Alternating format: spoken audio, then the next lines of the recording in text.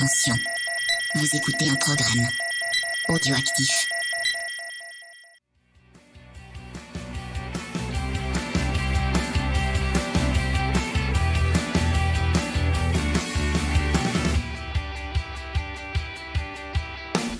Salut à tous, on se retrouve pour le numéro 40 de C'est qui en pôle. On va parler évidemment du Grand Prix du Japon qui s'est tenu sur le circuit de Motegi, 16e rendez-vous de cette saison 2018. Comment ça va Steph ce soir ? Eh bien ça va, je me suis remis d'avoir mis le réveil un peu tôt pour un dimanche. Mais comme je le citais sur le Discord, à quelques courageux présents à cette heure-là, pour une fois c'est moi qui ai réveillé le chat. Et ça fait plaisir. Ça fait rien que pour ça valait le coup. Oui. C'est un achievement unlocked, comme sur les consoles. Ça fait ch'ting en haut à droite de l'écran. Achievement unlocked. You wake up the cat at 6. Yeah. Il y avait un paquet de chats réveillés quand même. Bah ouais, parce que ça leur fait les pattes. Un dimanche matin, pas de miaou miaou. Je l'ai gratté d'une demi-heure. Je lui ai fait l'inter. Je pense que ça passionnera tous nos auditeurs de savoir ça. Alors on va parler du gagnant du petit jeu pour la pole de ce Grand Prix. La pole évidemment c'est Dovi, on y reviendra un petit peu plus tard. C'est NJP Joyce qui a gagné donc les goodies en partenariat avec la bécannerie. Il y a aussi un sticker de coin du pneu.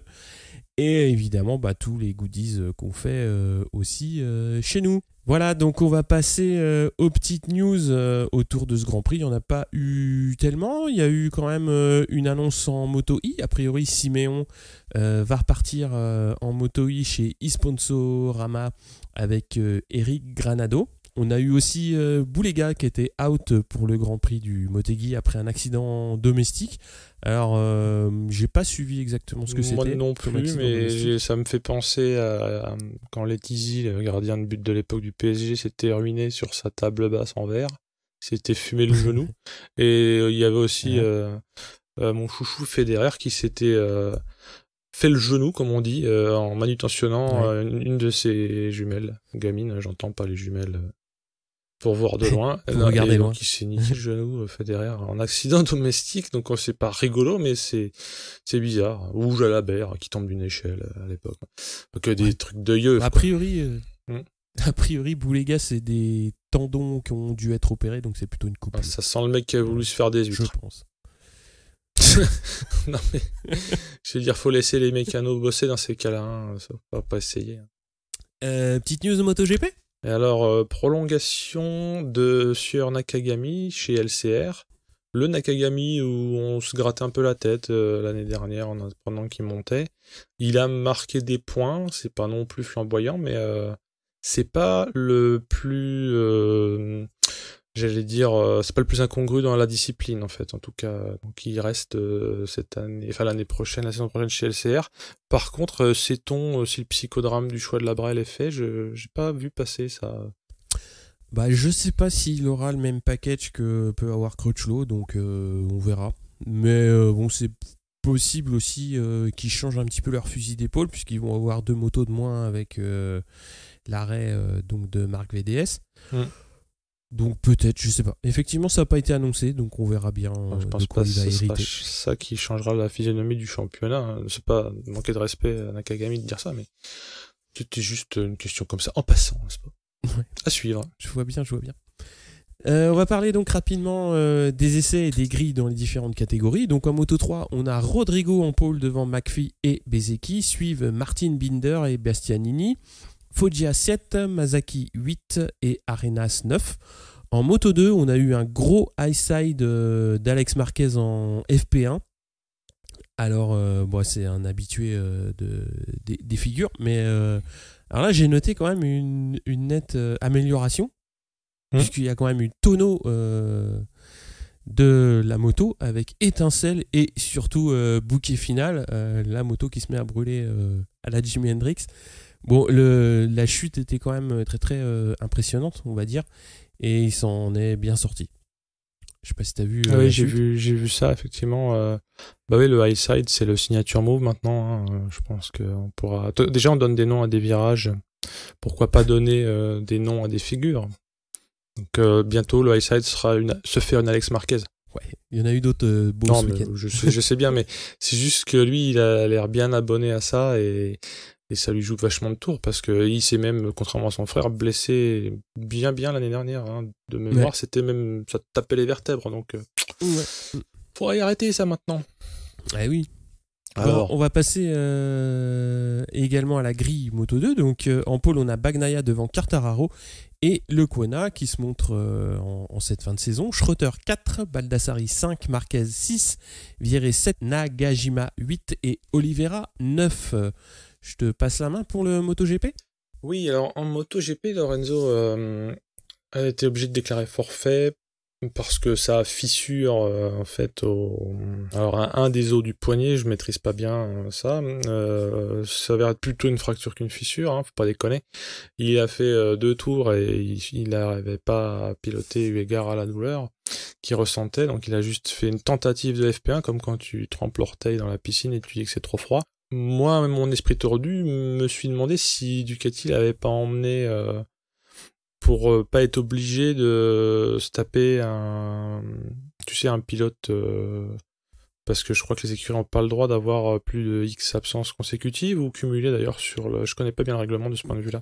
Ouais, ouais, le règlement, je le connais pas bien non plus, mais effectivement, si un pilote est absent, ils doivent le remplacer. Alors sous Je sais pas X si c'est du temps, cumul. Ouais, voilà, c'est ça.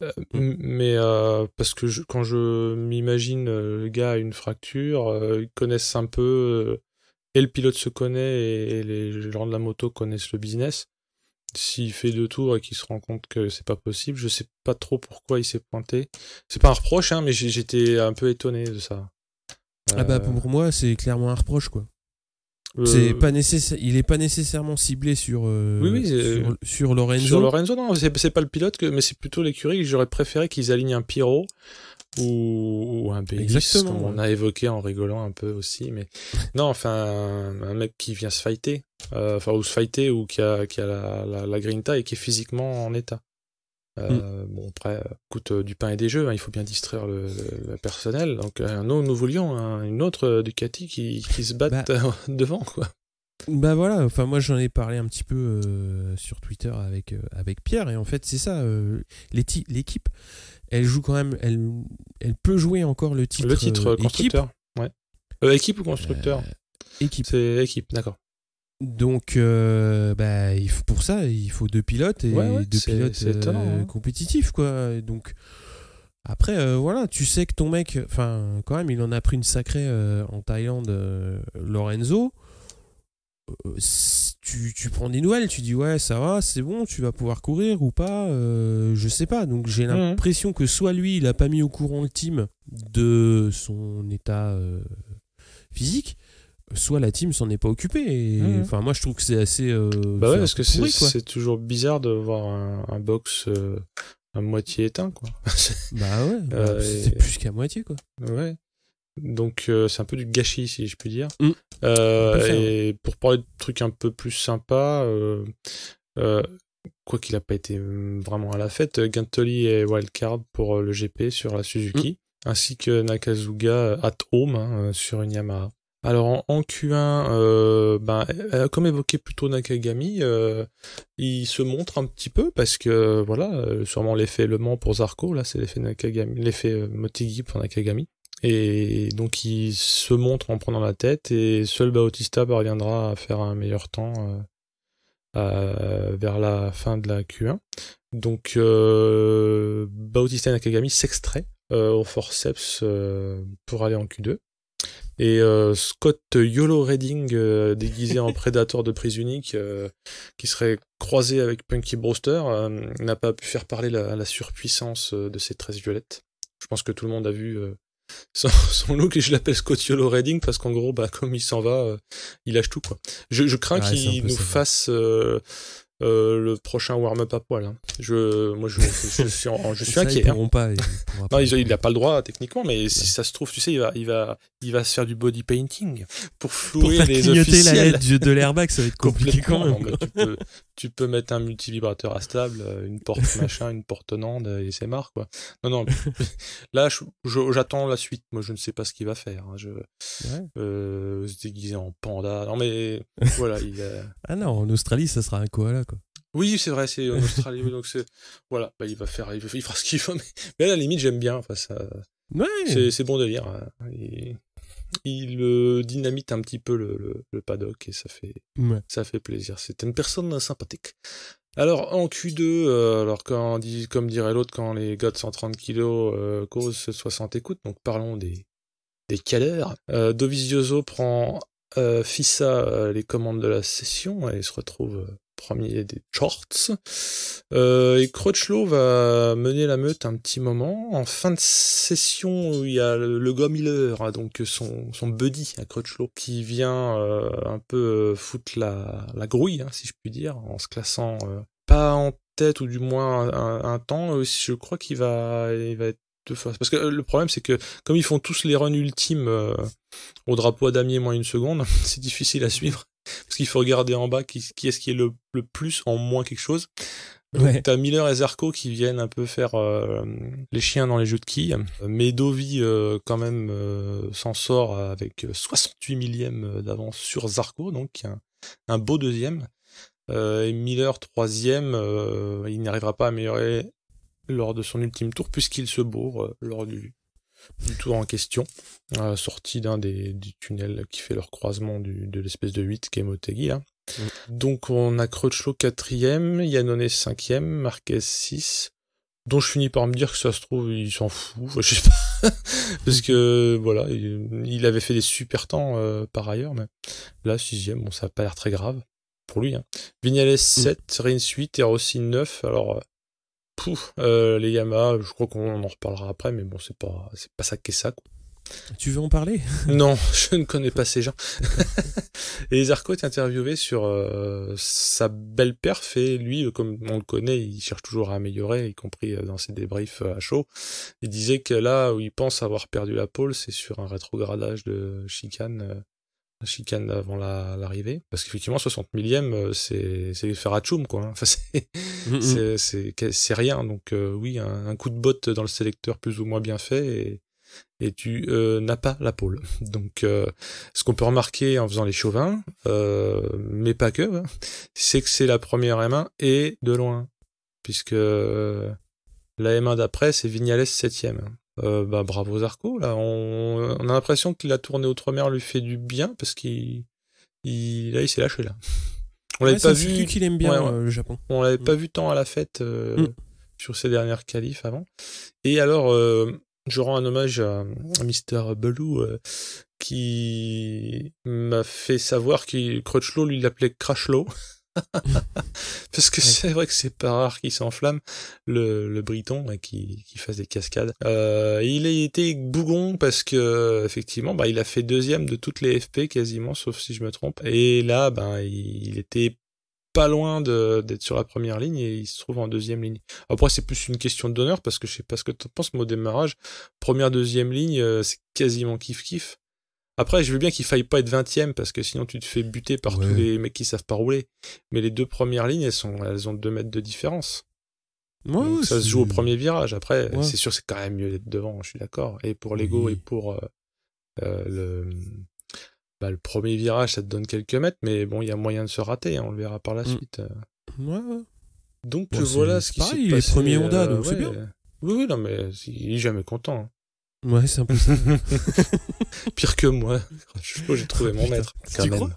En termes de relouitude, ouais, quand même, j'ose le dire. Ouais. Par ailleurs, il se prend pas pour une merde, mais ça, c'est autre chose parce que, non, c'est Natacha sur le Discord qui n'apprécie pas trop ce personnage, qui disait que, et il se la jouait un peu trop. C'est vrai, ça peut lui arriver. Mais j'aime bien quand même le fait qu'il déclare toujours des trucs à l'emporte-pièce. Et une fois, on lui a fait remarquer, il dit non, c'est pas ça, c'est juste parce que je dis la vérité. c'est un peu le Alain Delon du paddock, quand même. Ouais, genre.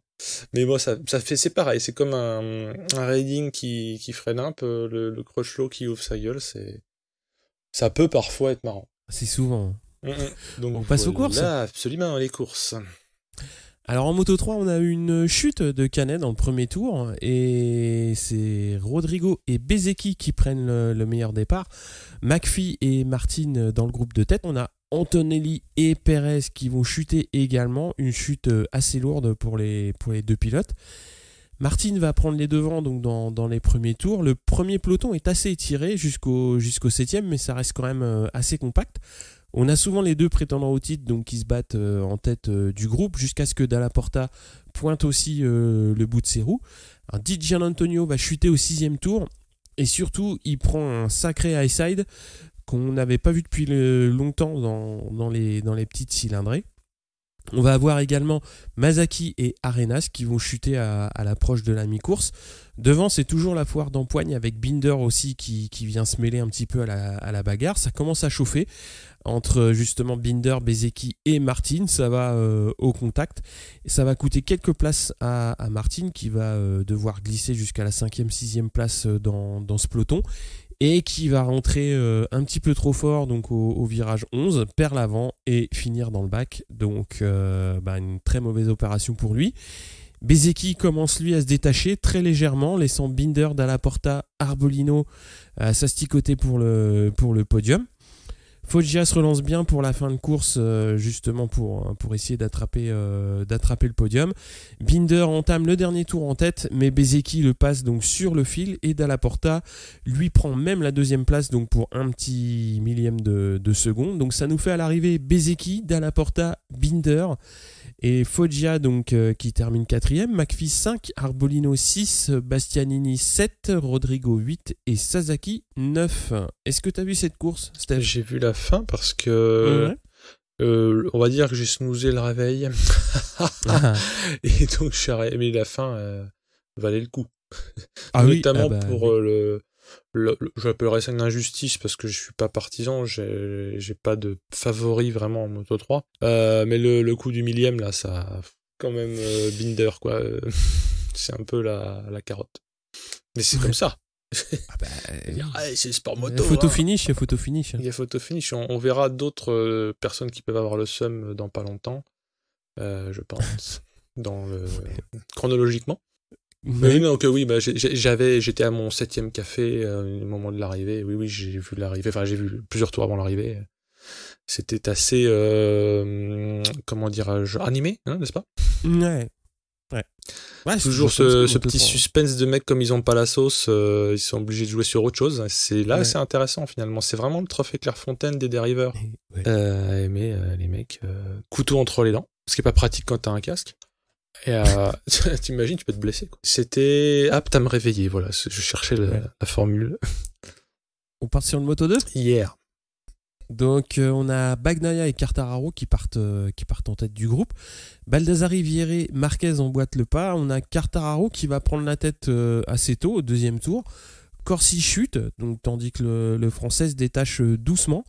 On a Oliveira qui lutte un peu à la 6e place, Marquez un petit peu aussi dans le ventre mou à la 9e place. Devant c'est calme, hein. Quartararo mène avec Bagnaia tranquille dans sa roue. Fulini va chuter à mi-course. Alors la course est très plate, donc chaque pilote est à son rythme. On a Navarro qui va chuter.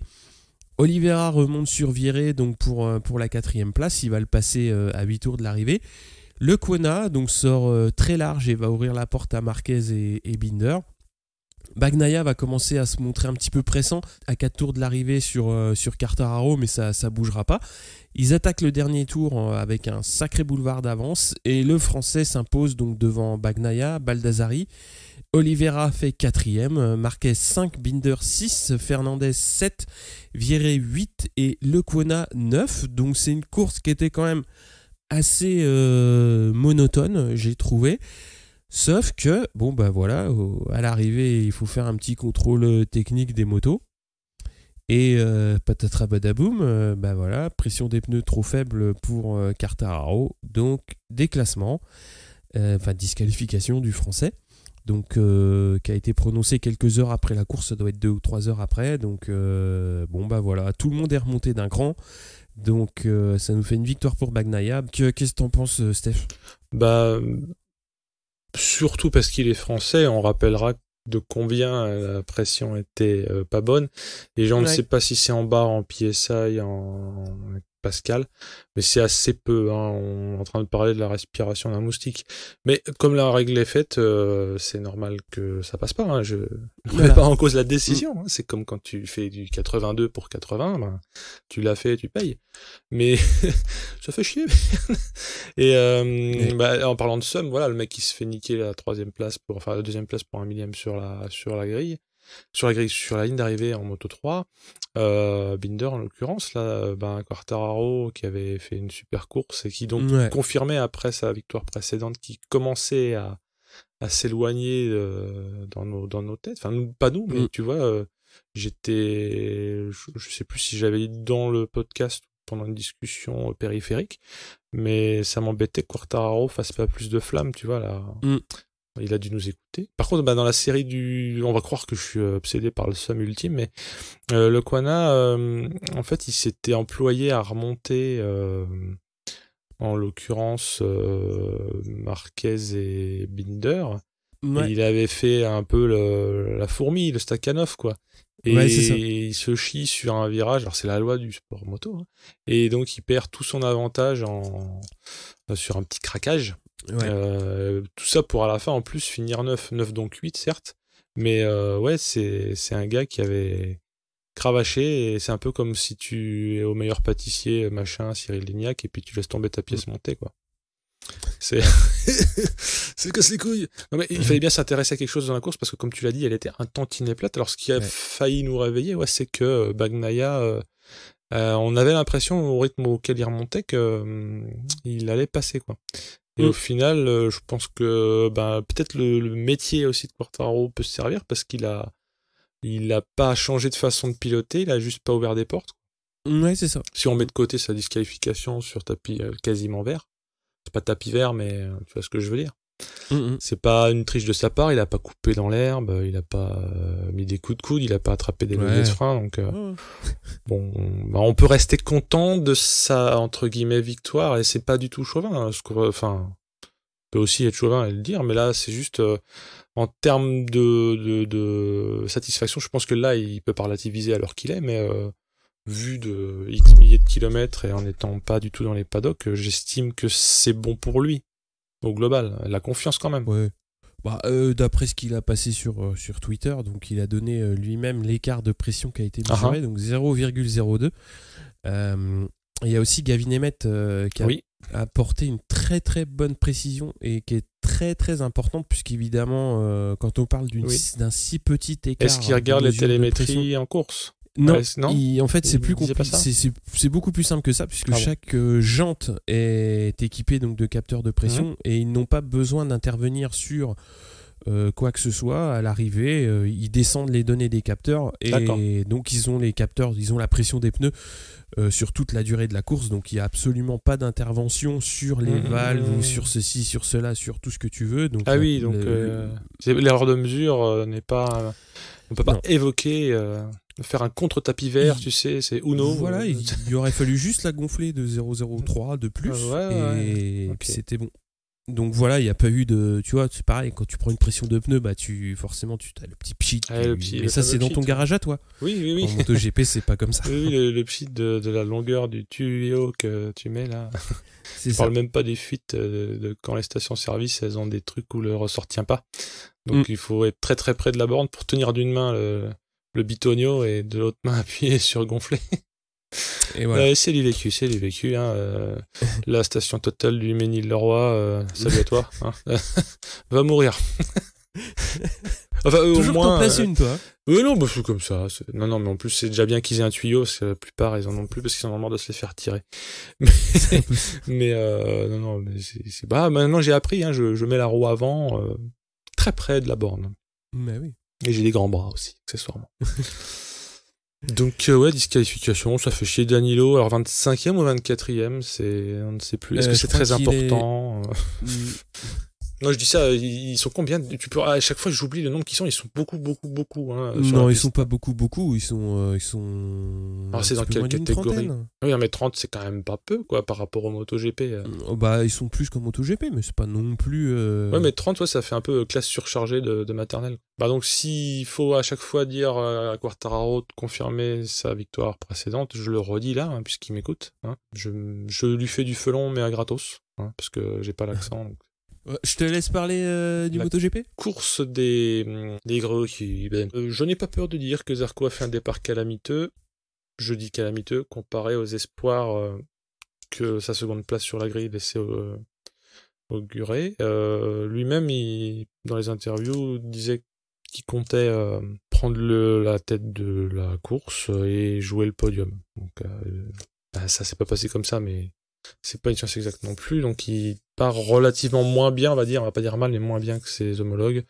Dovi mène assez tôt dans le tour, et Marquez se fait les ongles et consulte les réseaux sociaux pour laisser passer le temps, à savoir 15 à 20 tours avant de tenter une Marquez, mais dite de 2018, pas un assassinat du dernier virage, mais passer en tête à 4-5 tours de l'arrivée. On verra si l'histoire nous donne raison. Spoiler alert, oui.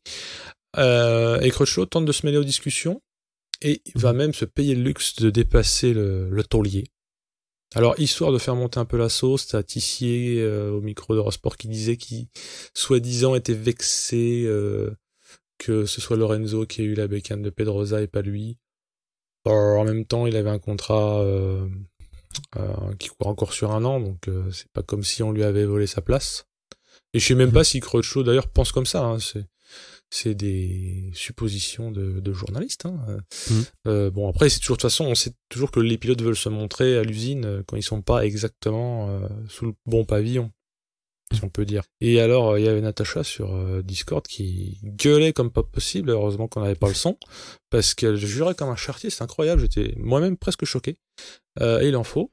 Parce qu'elle trouvait que Crutchlow était en train de saboter un peu la course et de faire, non je ne vais pas revenir sur les années passées, mais d'embêter, on va dire, Marquez dans sa course au titre. Et donc oui, elle jouait comme un charretier et elle est allée jusqu'à vouer aux gémonies les darons des personnes qui s'entraînaient. On a dit pas les mamans. On avait dit pas les mamans. Bon là, visiblement, il était tôt, le café avait pas encore fait son effet, elle avait pas métabolisé la caféine, donc on a passé l'éponge. Je tiens à tirer mon chapeau à Monsieur Belou qui n'a pas fait de blague grafleuse sur le Discord. Alors qu'il y avait moyen, hein. Il y avait moyen. Miller s'accroche pendant 4 tours pour garder le rythme, hein, donc il veut aussi en être, comme son pote Crutchlow, mais il glisse inexorablement ensuite aux alentours de la 7ème place pour y rester un certain temps. Et pendant quelques tours, on pense que Rossi, qui était revenu de sa 9ème place quand même vexatoire sur la grille, on a pensé qu'il serait dans le rythme parce que là il se retrouvait 4ème, collé au trio des Maboules, que donc nous avons évoqué avant, hein, Dovi, Marquez et cet imprudent de Crutchlow qui venait embêter le patron. Il y a un moment, au bout de, je crois, vers le 5e tour, il fait un tour qu'on va qualifier un peu pourri parce qu'il perd 5/10 sur la troupe, et il refera jamais ce retard-là. Même s'il retrouve justement le rythme des gars en question, ben il n'arrivera pas à faire en sorte de ramarrer. Donc c'est insolent de Rins qui lui choure la 4ème place, que voilà, Rossi on va dire a eu un sursaut, mais ça n'a pas suffi. Donc on peut penser que la Yamaha est un peu encore convalescente, on va dire ça, parce que pendant ce temps Vignales il est à la cave. Mais à ce moment-là, le cal qui était on fire, je me suis fait la réflexion que un cal on fire, ça se finit souvent en torche. Et je me suis dit j'espérais qu'il allait pas nous yanoniser le duo de tête, même si ça aurait pu faire un résultat un peu marrant avec du Rins, du je sais pas quoi. Non, c'était pas vraiment ce que je souhaitais, même si j'ai l'esprit tordu. Non, je préférais quand même que la fight Dovi Marquez se fasse bien. Oui, donc Vignales fidèle à lui-même pendant ce temps, il émerge à la 12e place. Donc au 10e tour, Rossi est 5 et Vignales est 12, sachant qu'il partait de la 7e place, c'est-à-dire que il revient pas du diable Vauvert, il recule quoi gentiment. Et à ce moment-là, Miller qui est 7ème au 10e tour se sort, suivi 2 tours après par Abraham. Donc Miller, c'est dommage, même si justement on sentait qu'il n'arrivait pas à se refaire un top 5. Ouais. Là, pareil, est-ce qu'il roulait au-dessus de ses pompes on ne sait pas. Avec l'annonce qu'il a faite la veille, oui. Qu'est-ce qu'a fait ce monsieur comme annonce, Miller? J'ai pas suivi ses faits d'armes. Bah, vu qu'il était bien placé sur la grille et tout, forcément, on lui a posé un peu plus de questions. Ah oui, pardon, oui. Non, si je peux aider Dovi, je le ferai. Oui, c'est sûr, tu le feras, mais voilà, pas dans le bac, ça sert à rien. Oui, non, je pensais à une annonce du style, j'ai signé chez je sais pas quoi, j'ai cassé mon contrat et tout. On ne sait pas. Tu sais, Miller est quand même... Il a été un peu fini à la bière, quoi. Il manque une case. Non, mais j'aime bien Miller, hein, mais il est fantasque. Voilà, fantasque, c'est ça qu'on dit quand on est poli. On dit pas fini à la bière, on dit fantasque. Donc voilà, il est fantasque. Status quo un peu chiant finalement, comme en Moto 2 jusqu'au tour 20, où qu'est-ce qui se passe à ton avis au tour 20 Je sais pas. Alors, coup de théâtre, le truc que même les scénaristes de 24 heures, ils ont pas pensé. Marc Marquez se sort les doigts. Non. Incroyable, si. Alors, je t'ai dit précédemment qu'il se faisait les ongles. Donc je pense que ça correspond au temps de durcissage de son vernis aux UV. Ouais. Il replie son journal, il fait bien les marques sur le journal, il ferme ses fenêtres de réseaux sociaux, et il double Dovi avec une main dans le dos. Pas vraiment en fait, mais il y arrive, il faut déjà doubler Dovi. Hein. Donc Marquez passe la seconde et Dovi le talonne parce qu'il a envie un peu de refaire les classiques, hein, notamment Motegi l'année dernière, souvenez-vous, c'était homérique, de la flotte, 2 mètres de flotte comme à Silverstone, des freinages de trapper, un dernier virage de ouf.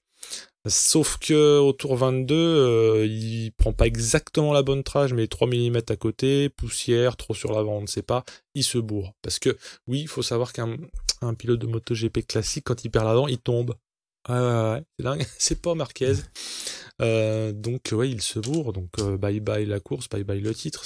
Bye bye le titre, on y était presque, hein, parce que de toute façon, si c'était resté comme ça, il perdait quand même le titre. Oui. Donc mécaniquement, un peu comme quand Quartararo fait monter tout le monde d'une place malgré lui, le podium, ce sera Marquez, Crutchlow, là, qui fait plus que se montrer, hein, 2e place. Oui. Coucou les patrons, coucou. Augmentation. Et Alex Rins. Mais j'ai compris pourquoi, parce que 42, c'est la fameuse réponse universelle du routeur de l'espace. Hein. Oui. Donc il fallait s'en douter. On ne l'a pas vu arriver, mais il était là, en 3e position. Et Rossi fait 4, ce qui est loin d'être infamant, puisqu'il l'a déjà fait précédemment. 4, première Yamaha. Alors on va dire je suis pro Rossi, mais obligé de citer les faits. Excusez-moi.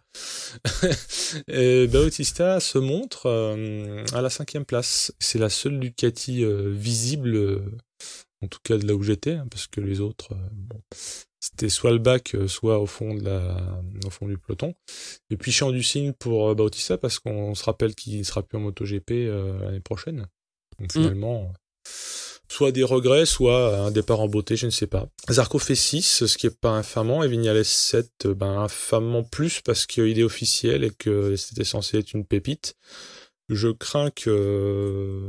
Moi, je ne vais même pas critiquer le pilote, parce que je pense que c'est un super pilote, mais c'est pas aussi lamentable que ce qu'avait fait Spies à l'époque, en déconvenu, mais on a beaucoup d'espoir, et là, bon, Vignales 7. Le seul point positif, c'est qu'il est moins chonchon, parce qu'il y avait une légère embellie, il s'engueule plus trop avec son team, ça peut revenir, hein. Attendons de voir. Et puis donc voilà. Est-ce qu'il faut se réjouir que Rossi fasse 4 parce que Dovi tombe bien sûr que non. Voilà. Vivement que... Alors autant te dire que j'étais atterré.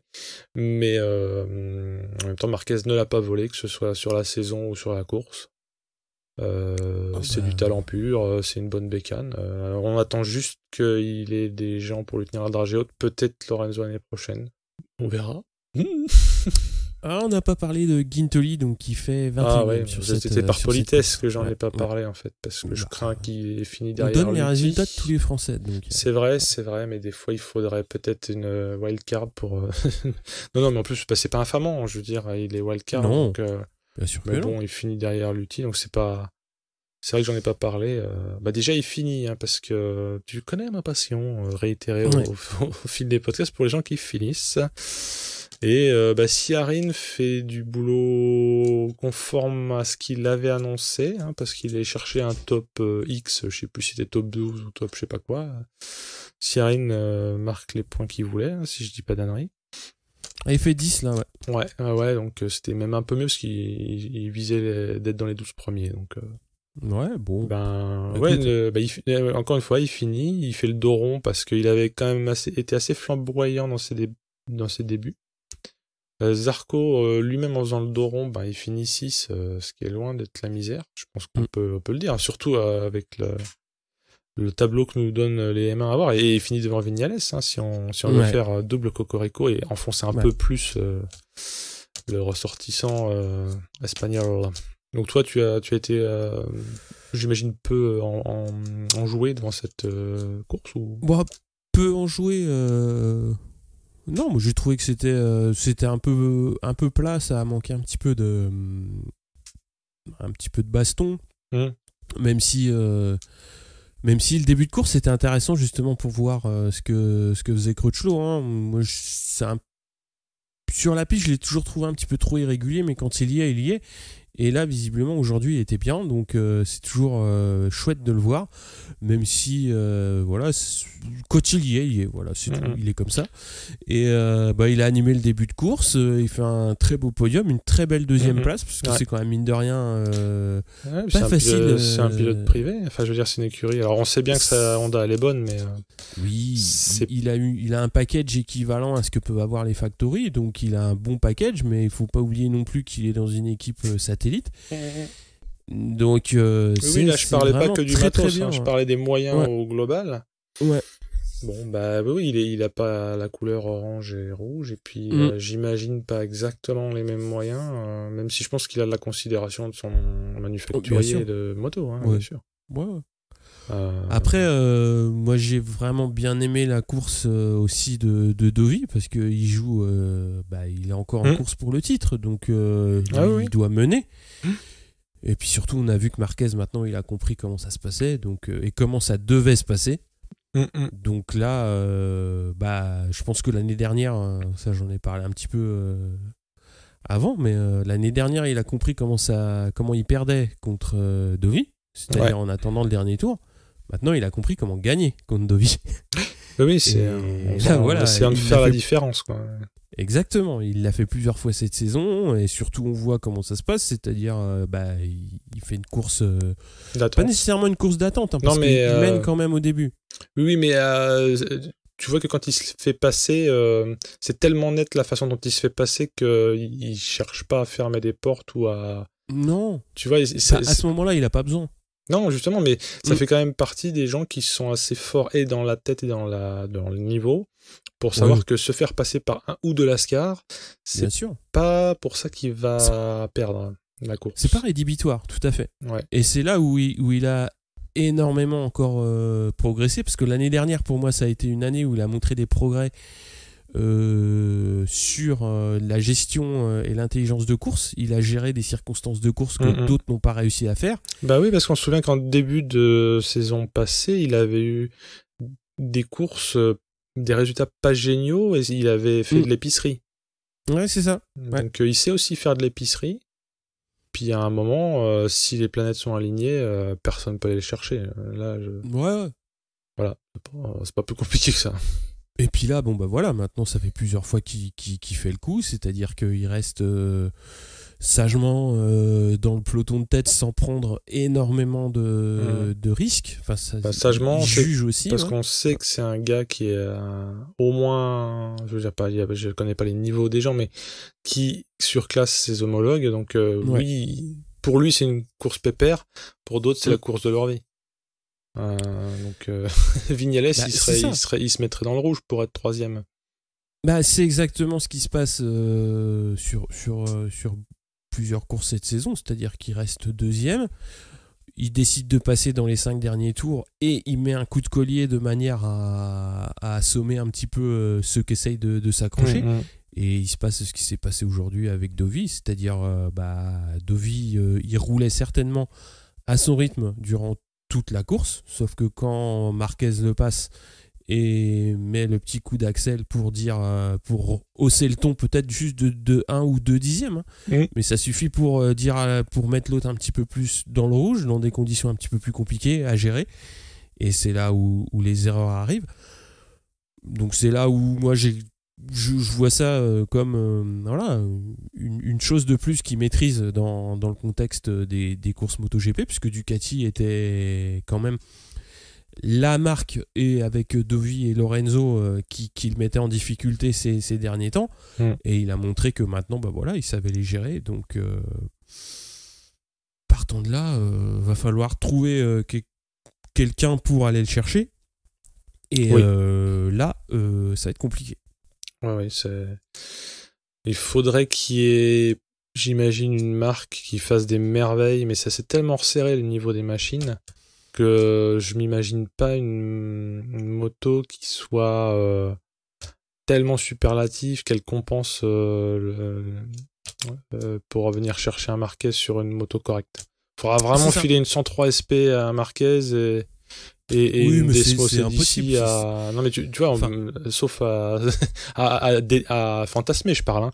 Il faudra vraiment que Marquez il ait une brêle de merde, et Honda, bon, c'est quand même pas des Mickey. Et que par ailleurs, une marque te sorte un truc, peut-être avec, tu sais, un trou dans le règlement, je sais pas.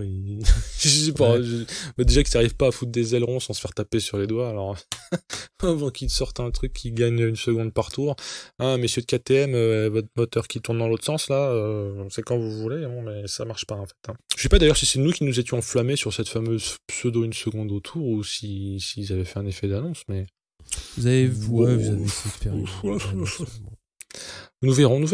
Après, on peut. Finalement, ça va être ça le nouveau délire, c'est qui pour battre Marquez. C'est ça. Et on en discutait hors micro, sauf peut-être en Espagne, malheureusement, la domination éhontée de quelqu'un n'est pas forcément bon pour le sport. Il faut au moins que tu aies un Nadal pour faire chier un Federer. Voilà, c'est pas l'effet de Jordan où un Gugus tracte le circus. Oui, il le tracte, hein, il le fait bien, mais faut qu'il finisse un peu avec un œil au beurre noir et le nez cassé, quoi. Comme Rocky. faut qu'il la ça, on en parlera dans le débrief de fin de saison. Ouais. Là, tu anticipes un peu. Ouais, mais je te dis ce qui m'est passé par la tête, parce que par ailleurs, encore une fois, on me fera pas dire que Marquez n'est pas un top pilote, hein. C'est vraiment un mec qui mérite ce qu'il a. Je radote, mais le niveau qu'il montre, la capacité à pas tomber, la capacité à tomber que aux essais, t'as l'impression qu'il fait ce qu'il veut, et je crains que ce soit le cas. Hein. Je crains, eu égard aux autres, tu sais, c'est ça. Qui se cassent des os, qui manquent des courses, qui ont des passages à vide parfois. Voilà, après... Finalement, c'est pas qu'on s'ennuie, mais ça pourrait être un petit peu plus resserré. Bon, alors on va parler quand même un petit peu de Lorenzo, puisqu'il est rentré en Europe. Et ça a été annoncé, donc Bautista va le remplacer au Grand Prix d'Australie. Alors là, je comprends plus trop. Ouais, parce que bon, je sais pas si Pirot avait piscine ou s'il s'est aussi blessé en cuisinant. J'aurais préféré un Pirot. C'est pas que j'aime pas Bautista, c'est pas du tout le problème, mais Pirot, ça lui permet de faire fructifier son énorme boulot qu'il fait en développement. Et Petrucci, hormis le fait qu'il est déjà dans un team, l'aura tant qu'il voudra l'année prochaine, donc à la limite j'aurais plutôt vu Pirot, et pour le fun, mais vraiment pour déconner, quoique, oui et non, parce que Phillip Island, un petit Bellis, mais bon, il a 49 piges. Je l'ai vu tourner à la faveur de ma présence en Australie en Superbike australien, qui n'est pas du tout le même niveau que le MotoGP ni le Superbike World Superbike, pardon. Il arrive encore à niquer des petits jeunes, quoi. Et pas à la ruse, hein, c'est à coup de latte. Parce que le Superbike, c'est Superbike / australien, t'as déjà vu la gueule du football australien. Le Superbike c'est pareil sur les crosses. Non, il y a du respect, il y a pas d'attentat, mais s'il y a pas de cadeau non plus, quoi. Ils se servent pas le thé au moment de se dépasser. Hein. Non, c'est pas le genre de la maison. Non, mais Bailey, c'est quasiment qu'un cas. Je pense pas que Ducati voulait s'amuser Non. à l'aligner. Non, Mais tout à l'histoire d'abord, tout le monde fantasme sur Stoner, visiblement, c'est pas que ils sont plus maqués avec Stoner, je crois, maintenant Ducati. Si, jusqu'à la fin de saison. Ouais. Oui, mais après, la saison prochaine, il se dit qu'il pourrait se rapprocher d'Honda. Après, ce sont des bruits de moquette couloir, je sais pas. Oui, je sais pas, on verra bien. On verra bien. Ou alors il va retourner pêcher. Je continue. Là, je grommelle un petit peu aussi. Je continue de trouver chiant que un Stoner soit pas resté. Mais de toute façon, s'il se sentait pas et qu'il s'en foutait, ben c'était tant mieux pour lui qu'il s'en aille. Mais c'est quand même le gars qui a fait gagner Ducati et Honda, coup sur coup, en se faisant des travers de port. Non, mais j'aime bien les glisses de salopard de l'avant et de l'arrière. Donc voilà, Bautista, quoi. Je lui souhaite de la réussite, mais je serais très étonné qu'il puisse se mêler au top 3, 4, 5, je sais pas ce qu'on dit, mais au wagon de devant. Non, mais c'est pour ça. Mais, ok, mais là, la pression arrivant, parce qu'il sera pas en rouge. Il y aura plein de mecs en YOLO, parce que le championnat entre guillemets est fini. Tu vois ce que je veux dire? Dont Marquez. Et Philippe Island, c'est toujours le Grand Prix YOLO. En plus, souviens-toi, Philippe Island dernier, là, c'était quelque chose. C'était bien. Ah ouais. À la limite, si tout le monde est comme ça en YOLO. À l'époque, le championnat n'était pas joué. Mathématiquement, en tout cas. Là, maintenant qu'il est joué, je te raconte pas. Mais ça va être Rodrache, je souhaite pas qu'ils se fassent mal, je veux dire, mais ils sont taxés, retaxés. C'était du Moto 3 à un moment. J'étais obligé de regarder sur les. Mais d'ailleurs, les positions n'étaient pas updatées assez vite. Je sais pas si tu vois ce que je veux dire à gauche là. J'ai vu Zarco, comment ça se fait. Tu te souviens que Zarco a failli éclater Marquez, le sortir avec une espèce de pseudo-erreur de pilotage. Les deux ont redressé, c'était gentleman agreement, tu vois. Oui. C'est peut-être pas plus mal que Lorenzo n'y soit pas, vu que il s'émeut déjà. non, mais déjà, il sera quitte d'aller dire à la maîtresse. Ouais. Mais il m'a fait l'inter, j'étais pas prêt. Bon, et dans tout ça, on n'a toujours pas dit que Marquez, ça y est, c'est mathématique. Ah oui. Il est champion du monde. Alors là, oui, il lui avait amené un podium. Une putain de borne d'arcade, mon pote. Ouais. Putain, j'étais jaloux. Ils lui ont fait du rétro gaming avec ça, sachant que là, je fais juste du mauvais esprit parce que c'est très gratuit, puis que pour une fois, je suis content d'être vieux. Marquez, quand il est né, on en était déjà à des consoles 16 bits, quoi. Donc, qu'ils aillent pas nous faire du mauvais graphisme 8 bits pour déconner. Non, il est époque Super NES, Marquez. Je sais pas, il est né quand? Il a 20. Marquez, c'est pas compliqué, c'est facile. C'est son numéro. Ok. 93, j'étais en première. J'avais une Super NES, voilà. On était un peu avant la PlayStation, Donc, non, c'était pas une NES. Je vais être factuel jusqu'au bout. Il aurait fallu qu'il simule un mauvais jeu en 3D face pleine PlayStation. Non, mais trêve de plaisanterie, il lui avait chiadé une petite vie. Alors, ce que j'ai pas compris, c'est que le MotoGP, l'instance MotoGP était dans le game parce que c'est passé à l'antenne. Ils ont prévu sa démo, là. C'est un peu toujours le cas où tu prévois un magnéto certaines choses. Mais là, parce que autant, tu sais, ses potes qui amènent le gros, je pense pas que c'est ses potes qui amenaient un gros podium qui doit faire 600 kilos en médium, là, avec 6 marches, 5 marches, que dis-je, je sais pas.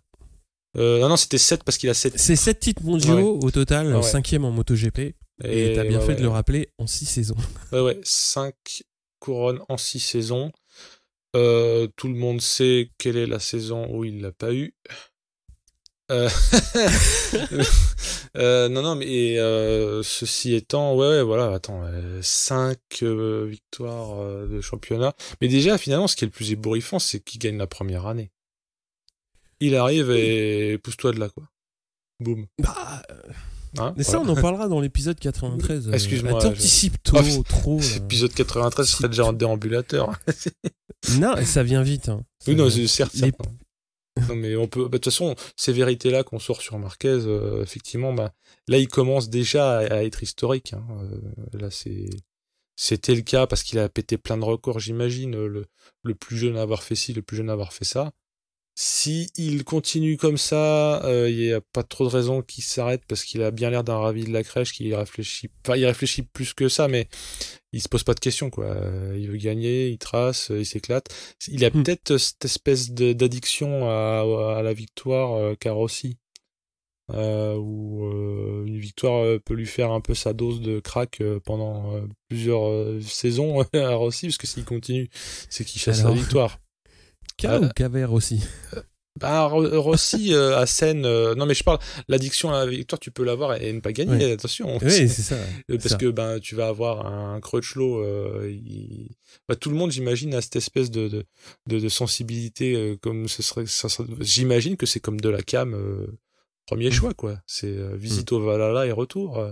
T'as gagné, c'est autre chose, quoi. J'imagine, c'est out of this world. Et le Marquez, il a le goût du sang. Hein. C'est comme de façon un peu moins flatteuse, comme le cochon qui sent la truffe au pied de l'arbre. Hein. Il gratte la terre, hein. Il gratte la terre. Hein. Tu sais qu'il faut les arrêter, les cochons, quand ils cherchent la truffe. Hein. Faut être musclé. Hein. Et un cochon, ça t'emporte. Hein. Donc un Marquez qui a envie de gagner un titre, s'il a encore la vieille niaque, et je crois qu'il l'a, hein. T'as entendu, je progresse, j'ai pas dit je crains. On pourrait penser que je suis pas pour qui gagne. Fouillaï, quoi. Fouillaï comme commentaire, je pense que ça résume bien à la fois l'admiration et l'incrédulité face à ses pairs, face Gala. C'est juste sur 15 courses, 8 victoires, 13 podiums cette saison. Voilà. Tu peux, au niveau du bilan, ça va. Oui, ça va. Puis c'est vrai que la saison n'est pas finie. Et c'est vrai, il n'est pas du genre, j'imagine, à dire que comme il est champion, il va pas aller chercher la victoire. Justement, ça lui coûte rien d'aller les chercher. Au contraire. Ouais. Donc, je pense qu'il faut. Ouais. Il peut préparer 2019 tranquillou, là.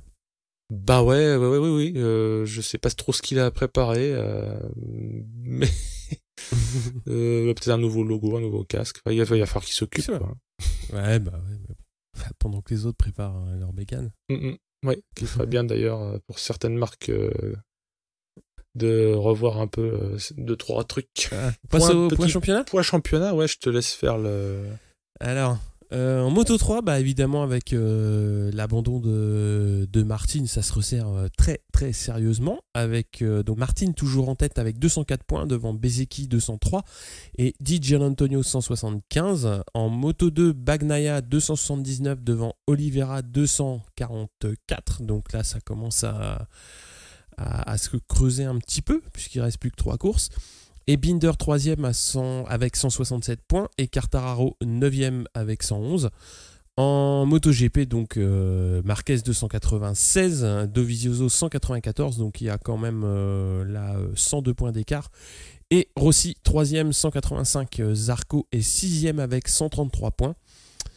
Donc, juste Martin en tête, c'était un album que j'ai pas, ça. Martin, oui. Désolé. C'est vrai. Il fallait bien quand même que j'apporte mon point de vue du spécialiste. Je suis un peu le Pascal Pro de ce podcast. Je suis complètement nul, donc ça faisait longtemps que je m'étais pas répandu en conneries. Ça faisait bien 15 le Martin secondes. champion du monde, on va le faire quand même. Oui, mais là, à la parité, Martine championne du monde, avec éventuellement Anna Carrasco qui a montré la voie. Donc, il n'y a plus qu'à. Voilà, ça y est, j'ai dit ma connerie. Bon, on va passer au point Frenchy avec le Superbike où ça courait en Argentine sur un nouveau circuit, donc le week-end dernier. Alors Baz est 9e en course 1 et 11e en course 2, il est toujours 11e au général. Florian Marino a couru. Il venait du Super Stock 1000 et il a remplacé pour les 2 derniers rendez-vous P.J. Jacobsen donc chez Honda et malheureusement il a fini la course 1 11e, donc c'était plutôt encourageant. Enfin, il va chuter lourdement en course 2 avec un gros pépin puisque c'est une fracture tibia-péroné. Donc pour les 2 dernières courses au Qatar, ça va être à mon avis compliqué. Et on a toujours, pareil, le cannibale du Superbike Réa qui a gagné les 2 courses. Donc c'est 9e et 10e course d'affilée.